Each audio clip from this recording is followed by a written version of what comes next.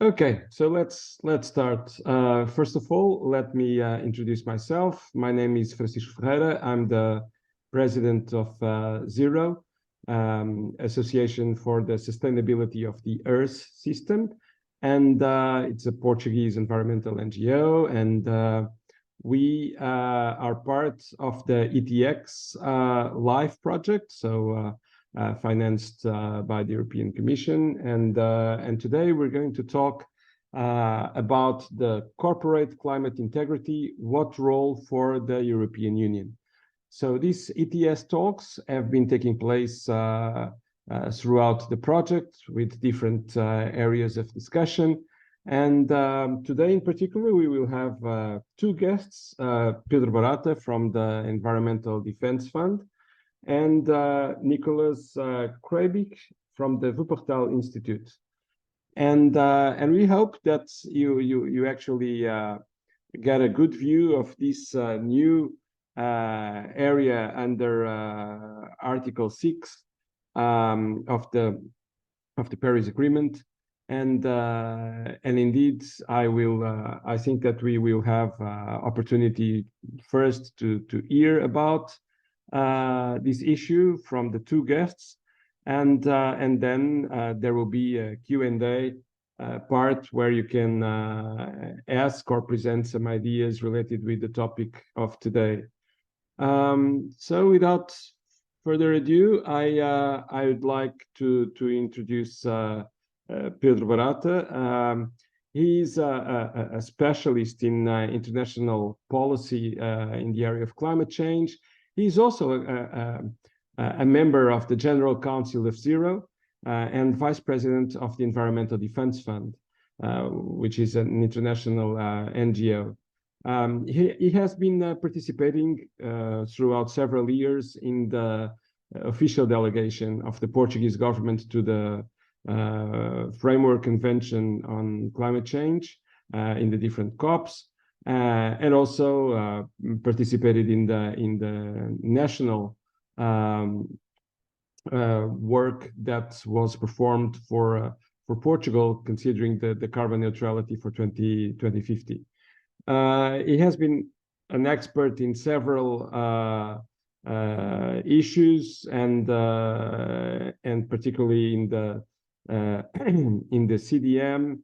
And currently is the leader of the expert group of the Council for the Integrity of the Voluntary Carbon Market, representing the Environmental Defense Fund in this expert group, where actually this issue of the quality or the minimum quality of carbon credits and the environmental impacts and social impacts associated with the credits are being discussed.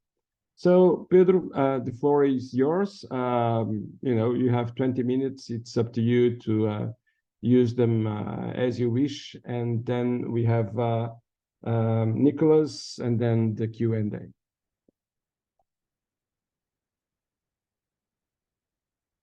Pedro, you have to unmute yourself.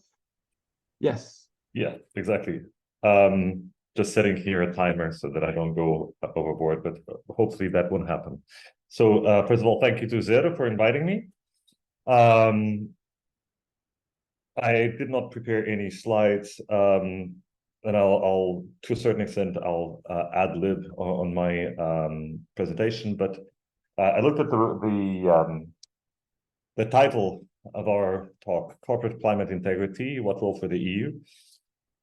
And I've been around, especially the last year and a half, several spaces where we're talking about corporate integrity. So first of all, I thought it might be interesting to discuss exactly what we mean with integrity, because there's various things that we can talk about within this scope of corporate climate integrity. First of all, we have integrity of any claims that are made by corporates in relation to their climate policy. i.e., are they saying things that are meaningful in terms of climate? To give you an example, much discussion right now is going on about what does it mean for a company to declare itself carbon neutral or to declare itself net zero. Is it possible for a company to declare itself net zero? Even more so, for example, is it possible for an oil and gas company, for example, or is it not possible? Is it desirable or ethical for an oil and gas company that is strictly doing only oil and gas to claim itself carbon neutral because it has offset its emissions by some shape or form? So that's one aspect of integrity. It's claims integrity. And it's probably the aspect of integrity that is more in the public eye, put it this way. There is a separate side to integrity, which for the voluntary carbon market in general is around the credit quality or credit integrity. So if a company does have a target and is using and is putting out claims and is using carbon credits, to what extent that use of carbon credits can accommodate that claim, that's the first thing. But also what type of carbon credits are being used? Can it make the claim based on these particular credits? So to give you, again, an example of what I mean there, heated discussions between NGOs and companies about, for example, is it possible for a company to proclaim itself carbon neutral while using credits that come from activities that are inherently non-permanent? So, for example, forest conservation. Companies like very much to invest in forest conservation. Forest conservation is direly needed in any net zero trajectory. Yet forest conservation is inherently risky. We can have forest fires. We will be most likely having more forest fires, at least as part of all of the climate change scenarios that we have. Therefore, to give an example, should EDP in Portugal claim that it is offset or neutralize its emissions or compensated its emissions for year 2023 by using credits from forests, knowing that those forests, for example, in Portugal, will have a very limited lifetime, and that therefore whatever sequestration that has happened in that year may very well be reversed years hence. So again, that's another issue of integrity. And finally, and still within the voluntary carbon market, there is, to me at least, a third side to integrity, which is, and a fourth actually, which is the integrity of the transactions that are being made. In many cases in the voluntary carbon market, we've seen that claims are made around benefits that accrue to local populations or local communities. Yet those claims do not seem to stand scrutiny, put it this way, in many, many cases. So that's that aspect of transparency around the co-benefits of carbon credit projects. And finally, I think the most important part probably is the integrity of the overall climate action of a company. And that's where the main question is, what should we be asking of companies in terms of their engagement with climate? So in that field, we have one major initiative that is backed by several NGOs, and that's Science-Based Targets Initiative. We have other initiatives like Race to Zero, etc., which try to give shape to what should be good corporate climate integrity. The aspect I would just raise here is that in many cases, the companies that are putting themselves up to scrutiny by taking on targets under something like the Science-Based Target Initiative, the SBTI, are probably the most scrutinized companies anyway. And so to a certain extent, they're putting themselves in the line of fire in many cases. So I'll go through, in particular, I think the one I think that is most relevant here, which is the integrity of the claim that can be made by a company. So in that, we go back to this issue: what is the appropriate use of carbon credits, and what should a company say about what it is doing if it is using carbon credits? There are basically two initiatives that try to put some shape into the answers to these questions. One is what I mentioned already, the Science-Based Targets initiative,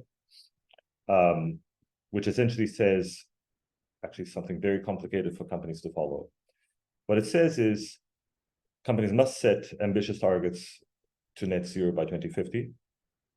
Those net zero targets must include all of scope 1 and scope 2, and progressively and start from a very high percentage of scope 3 emissions. And for those of us who may not know the terminology, scope 1 are direct emissions, scope 2 are emissions coming from the purchase of electricity, and scope 3 are emissions along the value chain, so both from suppliers and from consumers. So science-based targets, the first thing to note is that it has come out with a net zero standard that has this very high threshold for scope 3 emissions, which is in practice very difficult for most companies to adhere to. The second piece that is quite controversial around science-based targets within the companies is exactly the question around offsets, i.e. Science-Based Targets initiative has not yet adjudicated on what exactly is permissible for a company that wants to join that initiative in terms of the use of offsets or credits, let's call them credits, in the space or in the trajectory that goes from now until it reaches net zero. Once a company is at net zero sometime in the future, it does say that in order to cover residual emissions that cannot be reduced internally, it can allow for removal, for investing in removals.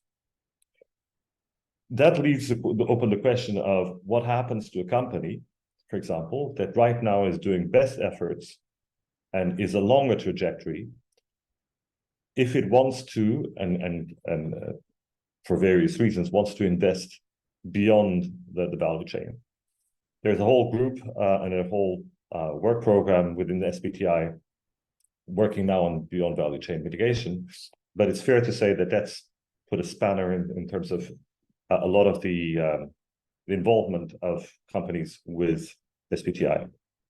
The second, and I almost say parallel initiative that goes along with SBTi is the Voluntary Carbon Market Integrity Initiative, or VCMI.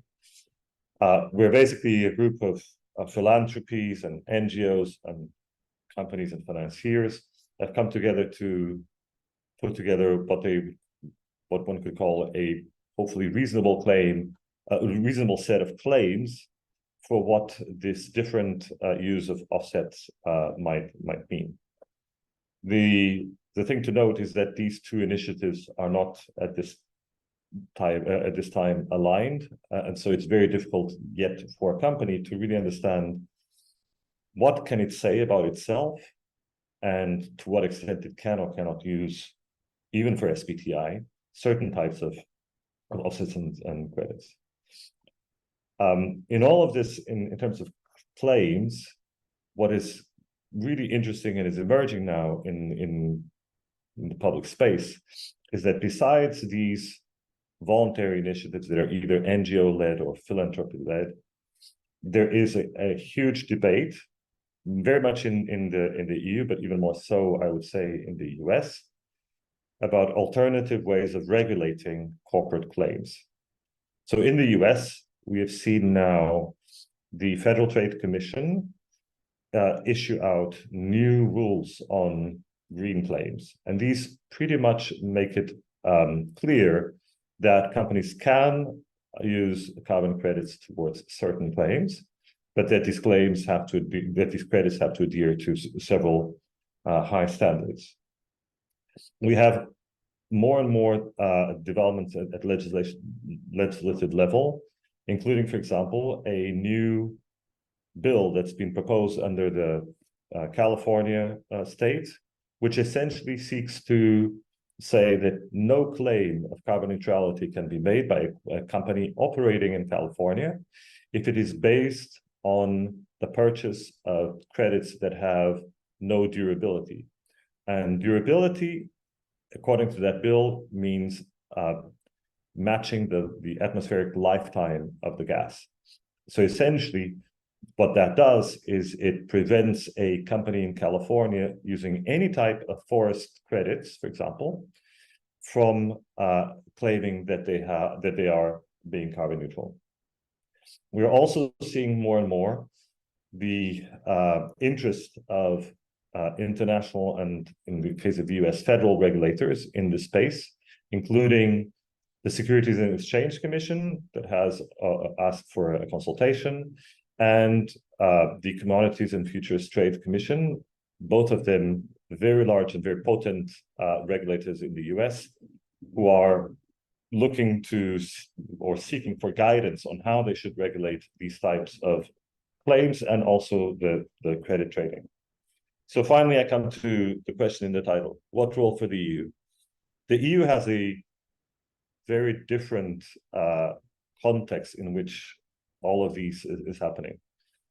The voluntary carbon market as a whole is much more of an issue for the United States than it is for the European Union, for this simple reason that we do have a compliance carbon market and it's operating. So to an extent, a company like, and again, let me pick on the local one here, EDP, while it may want to claim itself carbon neutral, the fact of the matter is it is subject to a European Union emissions trading system that is every single day pressing it down in terms of emissions, making it much less important to have a separate instrument like the voluntary carbon market. But having said that, there are still many companies, in particular oil and gas companies, that in the European space want to put out claims around carbon neutrality, net zero, etc. What we're seeing in this space is that Europe is somewhat different from the US in terms of this context. And clearly, there's a lot more skepticism around the possibility of these claims being backed. And we see already bills and resolutions from the European Parliament who are trying to narrow down the scope for corporate climate claims, put it this way, and clearly going a little bit like the California example, going very, I would call extreme, others would beg to disagree, but going very much to the point of saying these claims are fraudulent. We're also seeing in the EU, more so than in the US, quite curiously, courts coming to adjudicate on the matter, and we've seen that in the case of Shell and claims made by Shell in Dutch cases, etc. That is significantly different from the US experience to date, but it's also giving everyone in the US some pause because the same kind of judicial avenue is open also for NGOs in the US, and there are US-based NGOs that are pursuing the same kind of litigation. So what role for the EU in general? It would be very useful if certain types of international guidance would be taken up by the EU, or at least developed by the EU, and have a coherent frame in terms of corporate disclosure. The EU is much more ahead of anyone else in terms of sustainable disclosure or sustainable reporting and disclosure. And so I think that is, in that sense, it would be very important to make sure that that kind of framework that the EU has put in place is to an extent internationalized and taken up in other geographies. I'll stop there because I'm almost at the 20 minutes, as I mentioned. Thank you very much, and hope to hear from others. Okay, thank you, Pedro. I think it was, it was a very good setup of the scene for our discussion, and somehow a comparison also with between the EU and some issues within the US, particularly California. And I will go now to Nico Krebisch, who studied regional science of Latin America with a focus on political science at the University of Cologne, and has been working in the Energy, Transport and Climate Policy Department of the Wuppertal Institute since 2009. The focus of his work as a senior researcher is on market-based instruments under the UNFCCC and the voluntary carbon market, international climate negotiations, and corporate climate action. So, Nico, go ahead. You also have the 20 minutes maximum if you need. Thank you. Thank you for the kind introduction. And just give me 1 second for sharing my screen. I hope you can see the slides. Yeah, great. Okay. So, yeah, thanks again for the invitation. I will today talk about the EU as a potentially normative power. So this is with question marks. We can discuss this looking at the activities of the EU in fighting greenwashing, promoting the integrity of corporate climate action. So what I will talk about, and this is also content from a paper we have written in the context of this project, the EU as a normative power. First, look at the EU and international offsetting, so the use of carbon credits for offsetting in the past. I will provide you some background on the Paris Agreement and market-based cooperation. So this in particular relates to Article 6, which Francisco already mentioned. And then I will highlight 3 so-called action areas for the EU, which is supporting partner countries in using Article 6, the regulation of offset claims, and the possibility to go beyond offsetting, which is also linked to the area that Pedro highlighted. What can companies claim if they are on their way towards net zero, and what are the alternatives to offset claims such as carbon neutrality? So looking back, I think the EU was the world's largest source of demand for Kyoto credits. So this relates to CRs and ERUs, so credits from the Kyoto mechanisms, market-based mechanisms, the clean development mechanism and joint implementation. The experiences made here were quite, say, mixed. So they started with the integration, started directly with the exclusion of forestry units. So there were some concerns right from the start. Then throughout the implementation of these offset regulations, they excluded industrial gas units, so credits from industrial gas projects. And at the later stage, they also limited the eligibility to credits from least developed countries. So this, I think, already shows the rather mixed experiences, concerns about the integrity and the quality of the units.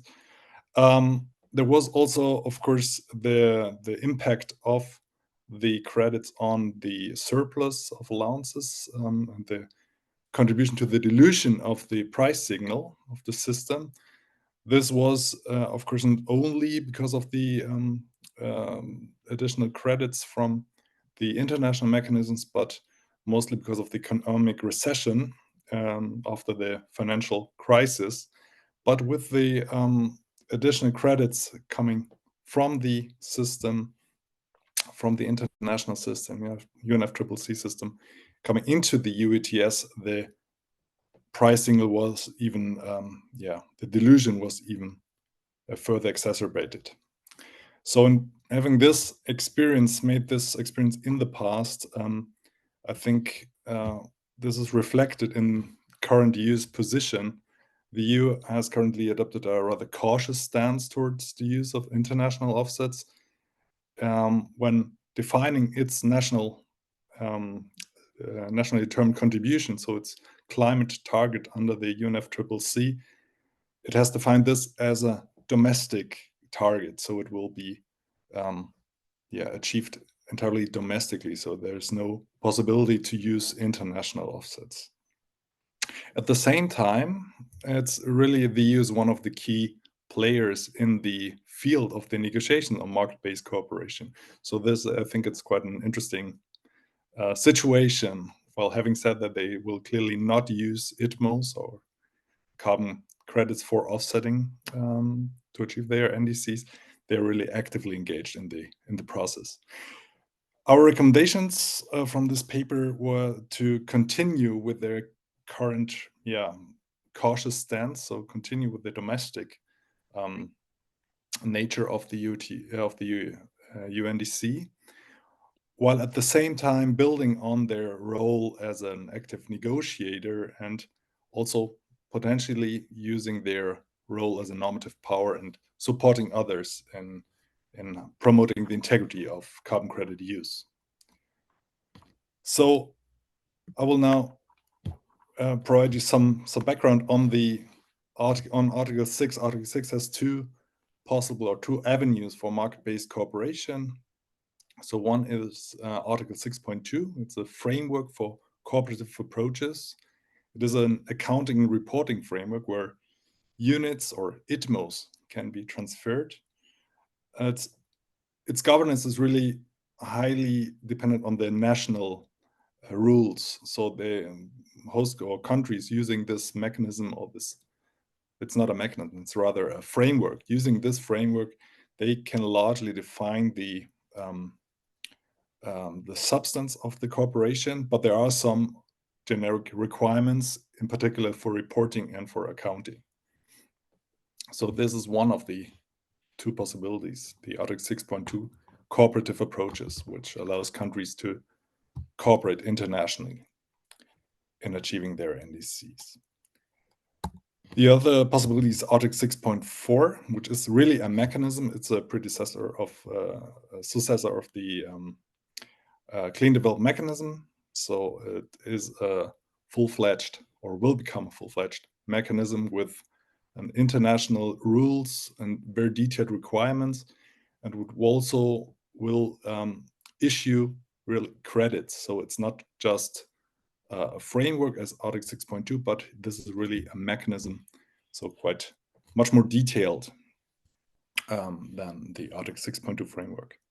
What both have in common or rely on is the provisions for double counting. So this in particular pertains to double claiming of emission reductions. Both, so ITMOs, the units under Article 6.2, and also authorized credits under Article 6.4 will have to be backed by corresponding adjustments.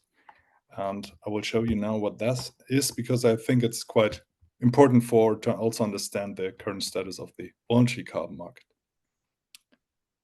So the double counting issue and corresponding adjustments, a little bit of background here is that with the adoption of the Paris Agreement, the scope and the ambition level also, but particularly the scope of the regime was expanded, requiring really all countries to develop and submit their nationally determined contributions. So with this global scope, requiring all countries to contribute to climate change mitigation, there's an increased risk of emission reductions being counted more than once. So this is one you can hear this often called double counting. It's one form of double counting, double claiming, but for the sake of simplicity, I will now talk about double counting here. You can see this in the figure on the right-hand side. So the host country has reduced its emissions, it has overachieved its NDC target, and under Article 6, it has the possibility to export emission reductions to another country that has missed its target. So the acquiring country can now claim it has achieved its target, while the host country would still have its same emissions. And in order to avoid a situation where both countries use the same emission reductions, this corresponding adjustment has been introduced, which requires basically the host country to adjust its reported emissions. So by the equivalent of the emission reductions exported. And the consequence of this is that the emission reduction achieved in the host country do no longer contribute to the national reduction targets, so double counting is avoided, and so environmental integrity is maintained. It should be noted here that on the voluntary carbon market, there is no requirement to implement corresponding adjustments. So this has been a very contentious issue within the market. The system is such, it is open for the use also by private, by the voluntary carbon market and private buyers of units, but there is no requirement from the international level. So, as I said, corresponding adjustments, the consequence of this is that the emission reduction do no longer contribute to the national reduction target. And this directly brings us to one first action area for the EU, which is supporting partner countries in making informed Article 6 decision. In my view, Article 6 has some potential to support countries in achieving their NDCs and becoming or setting more ambitious targets and really progressing on their way towards decarbonizing their economies. So, and furthermore, there are some mitigation activities can also provide positive co-benefits or SD benefits. At the same time, as I said, with the corresponding adjustment being implemented, this the mitigation impact or the emission reduction do no longer contribute to the national NDC. So it could adversely impact the NDC attainment. And this is so-called overselling risk. So countries may export too many credits and might see themselves in a situation where they cannot achieve their NDC or will have to spend more to achieve their NDC. So this is a risk, and I think countries are aware of this, also developing countries that want to engage on Article 6, but defining and deciding which activity is suitable for Article 6 is really complex because of the long-term impacts and the corresponding adjustments. So I think this is an area where the EU could support countries in defining whether and how to use Article 6. And you can see here on the right-hand side, you see some like the MAC curve with some emission reduction activities. And the EU, I think, could support partner countries in deciding which activity could be supported under Article 6 and which activities should rather be part of the national NDC and which could, for instance, be supported by climate finance. I think the EU could in particular do this as an honest broker because they have no internal interest or at least they decided not to buy ITMOs for NDC attainment. So this brings them in a quite interesting or suitable situation to really support countries. A second action area is the regulation of offset claims and the use of carbon credits. I think, Pedro, you already mentioned the possibility here for companies to claim some of their products. This is a diesel that's claimed carbon neutral or klimaneutral. It's the German carbon neutral claim. So of course this is problematic, so to say. And you've seen this from the media coverage. There were so many, media reports on the concerns related to carbon neutrality claims, but also related to the lack of quality of particularly forestry credits. At least in Germany, this really changed the public perception of carbon neutrality claims.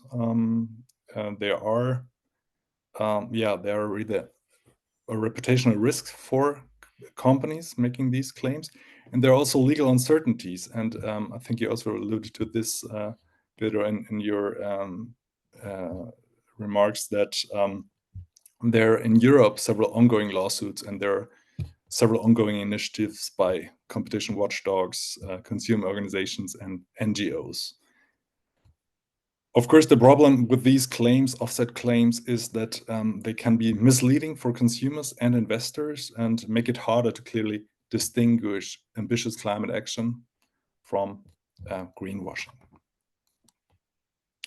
So what are possibilities for the EU to step in? There are some relevant processes already ongoing, and the EU could, and is doing also, could build on these initiatives. There's the Empowering Consumers Directive, the Green Claims Directive, and the European Sustainability Reporting Standards. So it's really, I think these processes are at different levels. So the trilogue on the Empowering Consumers Directive, there was an agreement achieved, I think, 2 weeks ago. The Green Claims Directive is still being negotiated, while the reporting standards is already in force and will become effective in next year for the largest companies. So there is a process on which the EU could build on, and the options we see here is that could be achieved is a generic ban of offset claims, which is already agreed at product level. So you can see here the climate neutral product claims are being banned. So at product level, that's already agreed. In our view, I think it's quite clear that it's also problematic to make these claims at a company level, that you need a different type of claims.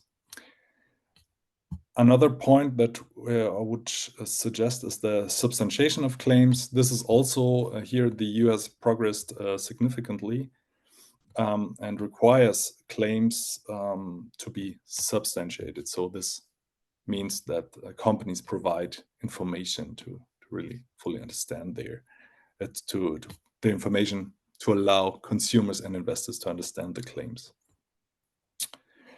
Another point, and here's again the link to Article 6 and the corresponding adjustment thing, is that the requirements for the carbon credits should be specified. And I think one area that is really important is that the EU could go one step further in saying that if credits are used for offsetting at company level, this should only allow credits with corresponding adjustments should be allowed. Could even go one step further and restrict the eligibility to Article 6.4 ERs. So these are the credits issued and authorized under the Article 6.4 mechanism. With these measures, the EU legal framework could be strengthened and aligned with the new framework conditions of the Paris Agreement.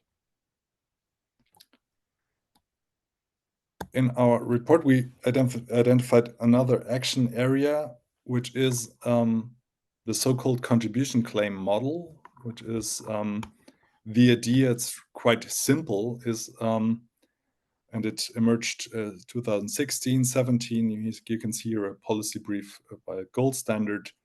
The basic idea is that companies support mitigation measures outside their value chain without using the emission reductions for offsetting. So this is going one step further, and there one current example is WWF. They have also published report and are promoting this alternative model.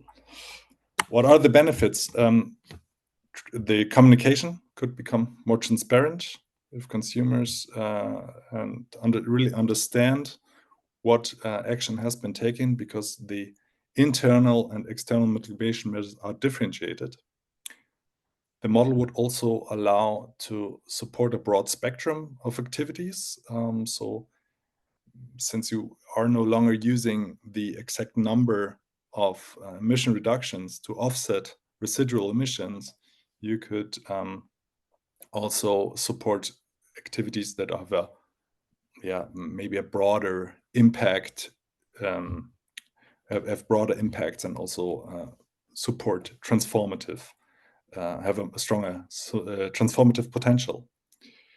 With this, the voluntary carbon market, and maybe also more broadly climate finance, could be used to close the finance gap and the action gap we're currently seeing under this Paris Agreement. So, of course, there are also challenges associated to this model, and I think one key problem is that there is a lack of standardization of the claims and the mitigation measures that can be supported. There are some suppliers that have developed and came up with their own new claim. For instance, My Climate, I think they were the first.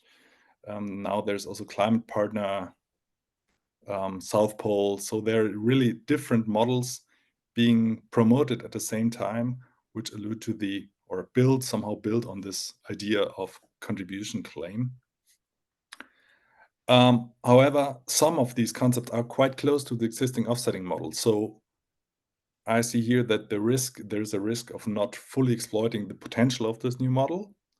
And due to the potential fragmentation, this could also put at risk the support and the broader impact of the model. The EU in this situation could first and foremost, I think, provide information. So support investors and also consumers by showing the differences between these between the concepts that have been put forward. Going one step further, it could also provide guidance and maybe promote one of the models that are more ambitious.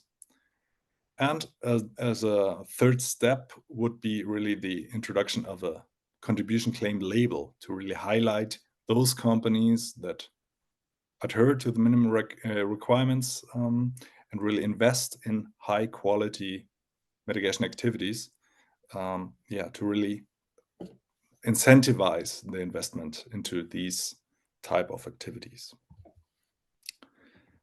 So with that, we'll come to the key messages. I think, what the experience in the past has shown that the EU should maintain the domestic nature of its NDC, so not use Article 6 to achieve its NDC. So, because of course there could always be the possibility for the EU to change this.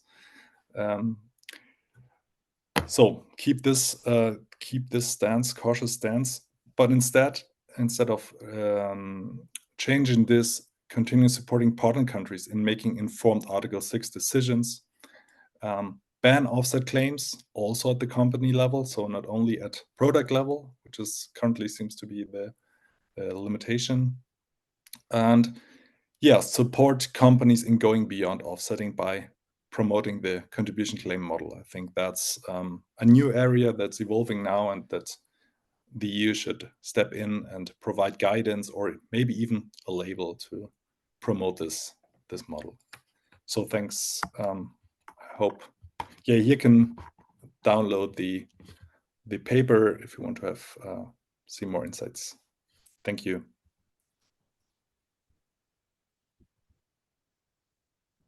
Thank you very much, Nico. It was actually two very good, excellent presentations, I would say, framing the issue first of the problems of carbon credits, and and the integrity under the EU and Article 6 of the Paris Agreement. And then I think it was your last slide, really established the key issues that we'll have to overtake in the near future. And now we'll have a few minutes for questions and answers to the speakers, or for brief notes that you want to make. So I basically open the floor to all of you. You just have maybe to raise your hands in the reactions in Zoom, and then I will give you the floor, and you can make those statements or direct your questions either to Pedro or to Nico. So let's wait a few seconds for the first of you to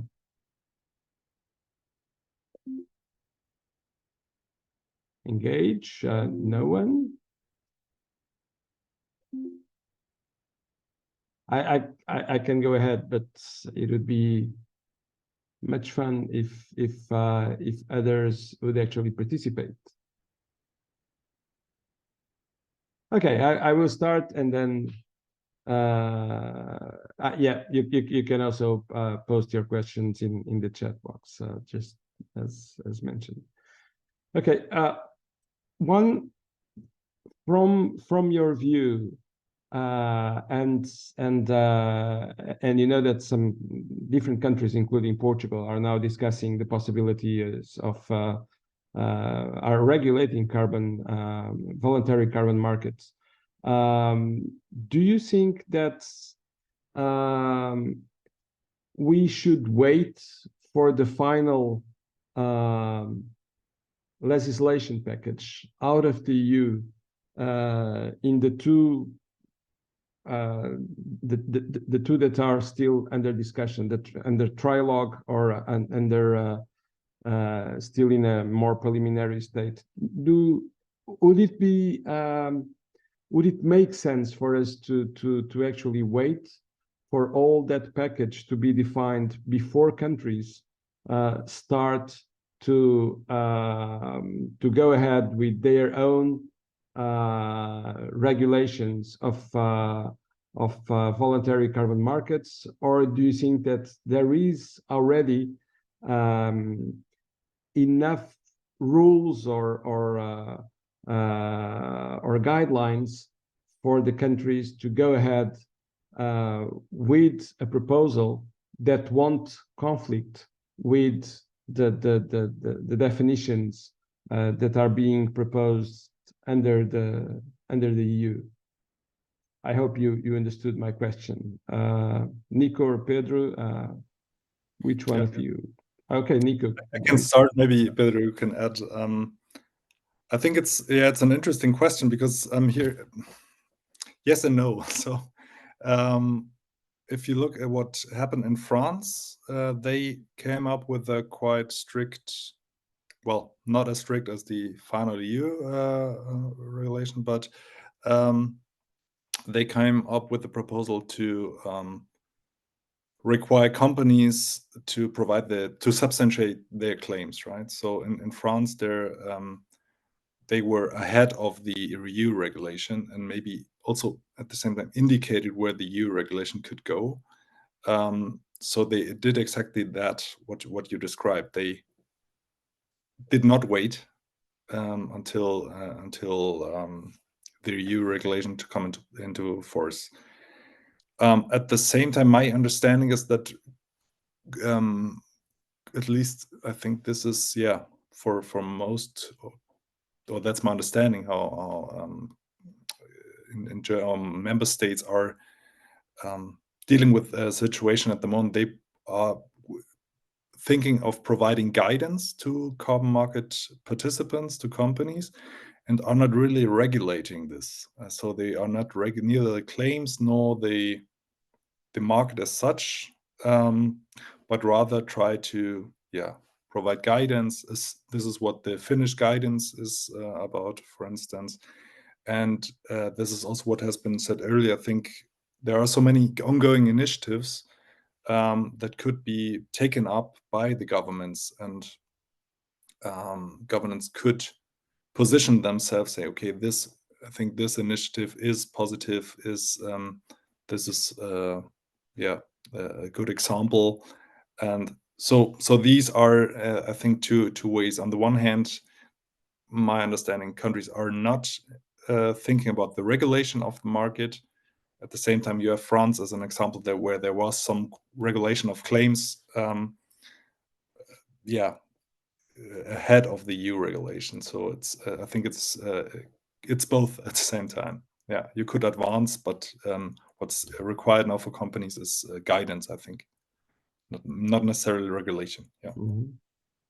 Pedro, do you want to add something? That because you're particularly familiar with the case of Portugal, so should we? There was a public discussion already on the Portuguese proposal.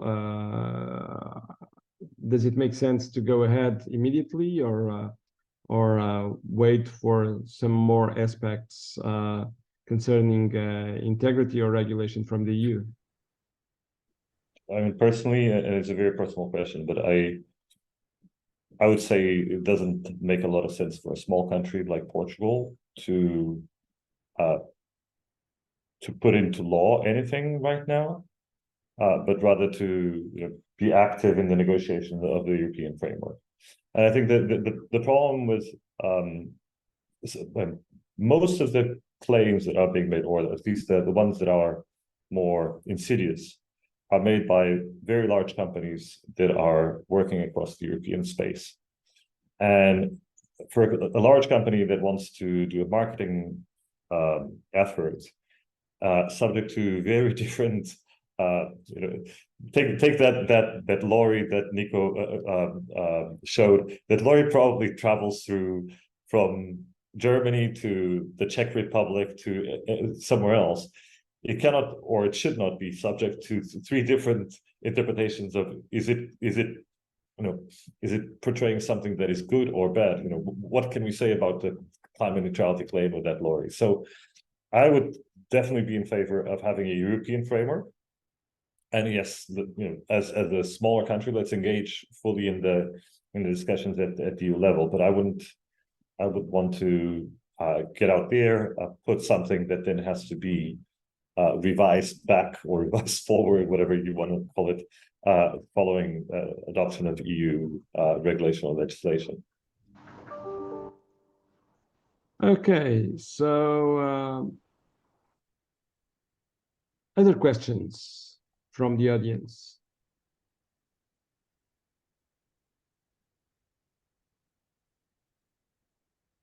Okay, David, you're not raising the reactions hand, but I see your hand. Go ahead. Yes, so I have a question especially for Pedro, I think. Do I understand correctly that leaving aside a little bit carbon markets, do I understand correctly that especially in the process of becoming carbon neutral for a company, that the problem is that the verification and the standards that are used to measure or to account for this process, that's part of the challenge Okay. Do I make myself clear? So because once that the company would be carbon neutral, it could then offset the remaining emissions. And at that moment, the claim could be quite clearly substantiated. But in the process of going there, between now and then, how do we make a framework that can verify the efforts being made? Do I understand that that's part of the challenge right now? More or less. So let me just recap. So what the Science-Based Target Initiative does is it sets, according to different methodologies, it sets for any applying companies. So again, let's take EDP as the fall guy here. EDP, and actually EDP has already done that. EDP is part of the utility sector. So EDP applies to SBTi and puts together a proposal for what its downward trajectory is. And what we know is that in order for SBTi to accept that downward trajectory, obviously it needs to reach net zero. So in the case of and I would probably say in the case of EDP, that's very close to almost absolute zero, because I don't think there are such unavoidable emissions at the end. But let's say that there is some unavoidable, hard to abate emissions at the end of 2050. If those are such, then what SBTi says is you can only claim net zero at 2050 or at your net zero point using removals. And that makes sense, let's say, from a global perspective.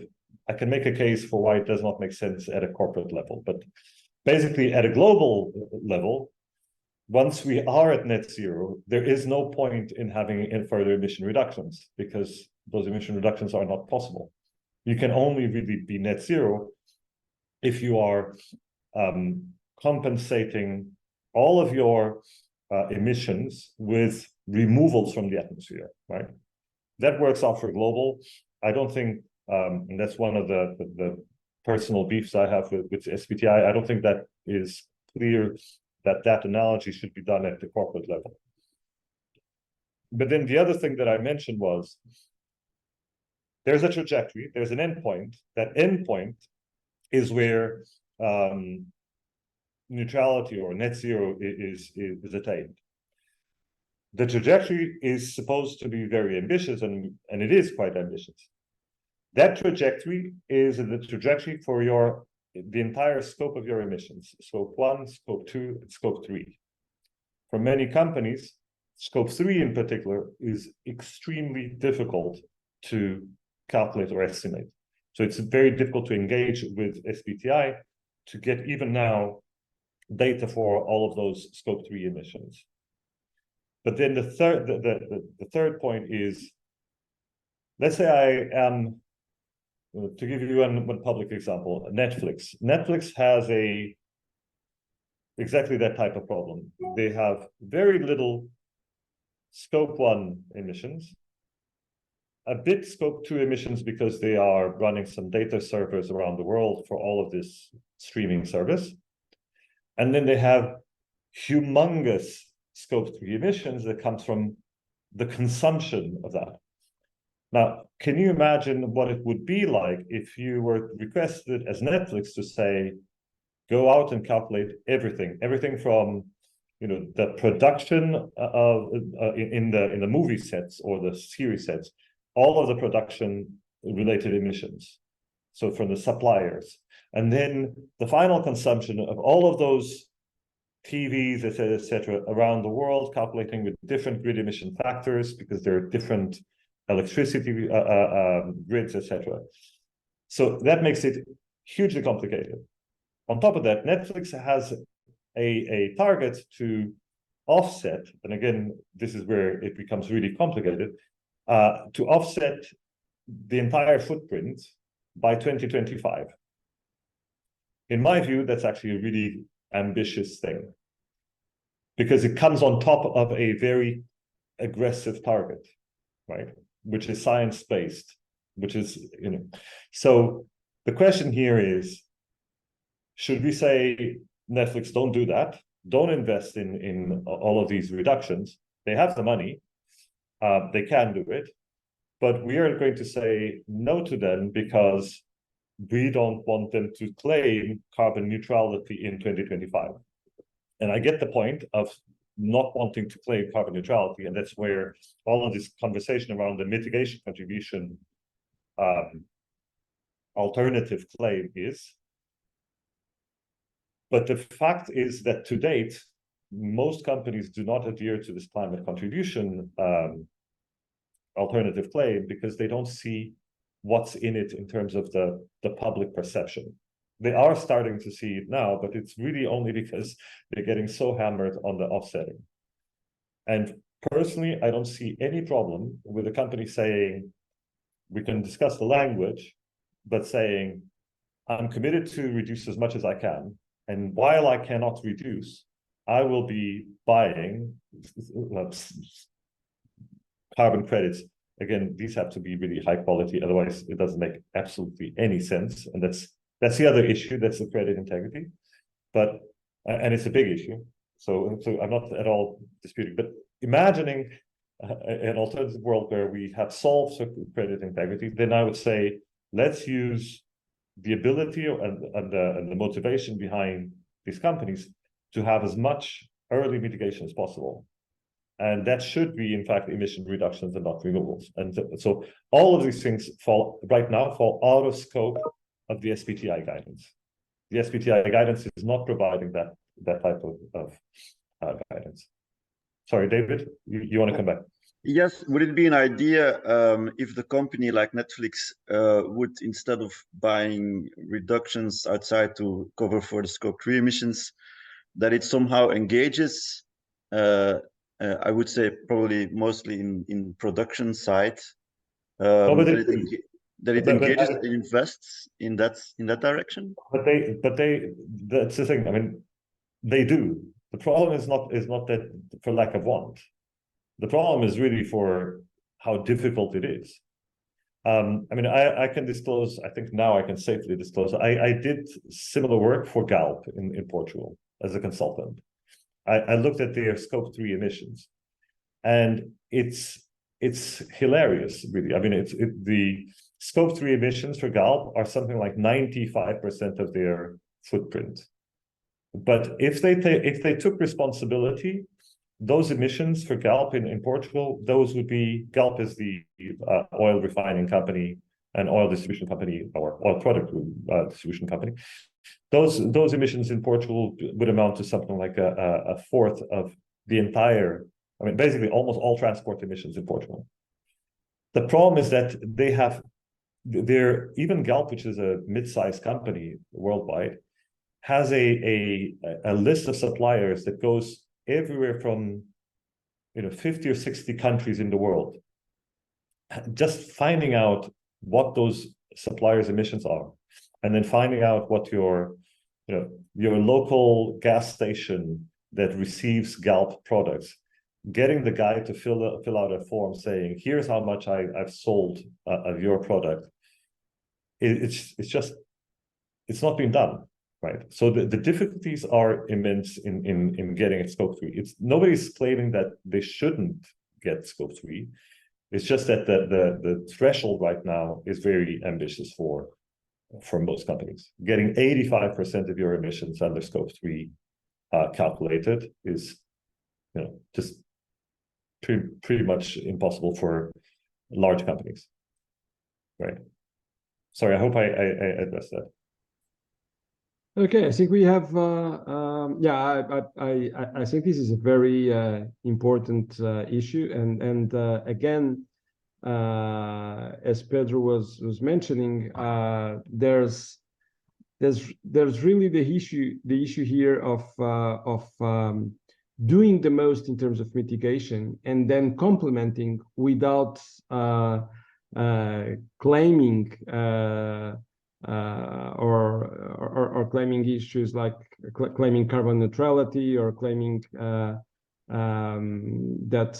a lot of things that are not transparent or real. So, but that's true. Maybe the language is really kind of the critical issue, and a language that is supported by numbers and by transparency, and that is more important than just a word or two words like carbon neutrality.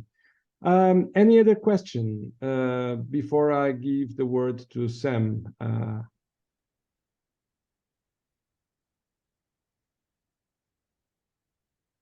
Okay, so Sam, I think the floor is yours for a brief closure of this ETS talks. Let me actually tell all of you, and since it is being recorded, you might find it more clarifying at this moment. It's always hard for us with this time difference between Portugal and the rest of Europe. Okay, we have the same time as, we are in the same time zone as the UK and Ireland, but we had some issues with Eventbrite and trying to communicate to the Portuguese and to the others. So maybe that was a reason why some tried to participate 1 hour earlier than the time we exactly started. But Sam, the floor is yours. Thank you very much, Francisco. And from the side of Carbon Market Watch, first and foremost, thanks a lot to the both speakers. I'm usually coming in with some concluding remarks as we are coordinating the project, and this one is a difficult one to do justice, because we had a very rich conversation and covered a lot of ground, navigating between compliance carbon markets and voluntary carbon markets, very fundamentally different in nature, but the way they interact and have interfaced in the past is definitely interesting to learn from. So let me just add a couple of perspectives from the side of Carbon Market Watch, and I think the first one, it came up very clearly in Nico's presentation, is I think here there are some clear warnings from the past as what not to do, and the example of a European emissions trading system, which at the time was, I mean, perhaps inadvertently, but still it happened. It was flooded by very cheap credits coming from the Kyoto Protocol mechanism. I believe about 1.5 billion of those international allowances were allowed into the EU ETS, and it did contribute greatly to crashing the European carbon price. And it took many years and also several regulatory interventions to recover from that. So I think that's a warning from the past. But at the same time, you also highlighted a couple of glimmers of hope for the future, especially the recent agreement at European level on the empowering the consumers for the Green Transition Directive. This really includes a ban on carbon or climate neutrality claims based on offsets for products. It can still be improved. But it doesn't happen every day that there are positive press releases on Carbon Market Watch's website, but this is one, because we do think it puts a very important regulatory signal from the EU towards voluntary carbon market actors, and basically also outlining that the days of just offsetting ton for ton approaches are largely numbered. I think that, I mean, this conversation took then the discussion to a next level as to what needs to happen within the voluntary carbon market sphere. And there also, when we look at those voluntary markets, we're not saying that there is no need to have such investment flows going to projects in countries where they are most needed. Let's not forget, energy poverty globally is still an enormous challenge. Protecting biodiversity, natural areas, and enhancing biodiversity, all those goals can and should be met. And there is also a need for private sector finance. Voluntary carbon markets will need to adjust, and discussing this contribution claims and its values in more detail is definitely the way forward from our perspective. We think this will avoid continuing these greenwashing practices as we currently see there. I'm not saying that there are no companies who currently have I mean, the best intentions. Netflix and others are out there, but we currently still see that the prevailing use and reliance on voluntary carbon markets to claim carbon neutrality is unfortunately still in the sphere of fossil fuel companies. And there, again, I guess I will conclude by stating the obvious. Still, the first and foremost need we see is to increase the deployment of renewable energy sources, save energy at scale, in order to first get your own house in order before looking at voluntary carbon markets. So with that, I think I've managed to conclude on the dot when it comes to the time. Thanks again for a really interesting ETS talk. Thank you to all of you. We will send you the link for the recording. And again, these ETS talks are under a project called ETX. And the ETS talks will continue. And this is a project, by the way, headed by Carbon Market Watch with several partners, including Zero. And I hope you had a 1 hour conversation useful for your strategies, for your internal discussions, and we will come back with more interesting topics in the morning in the next meeting of this type. So thank you, all of you. Have a good week. Thank you. Bye. Thank you. Bye-bye.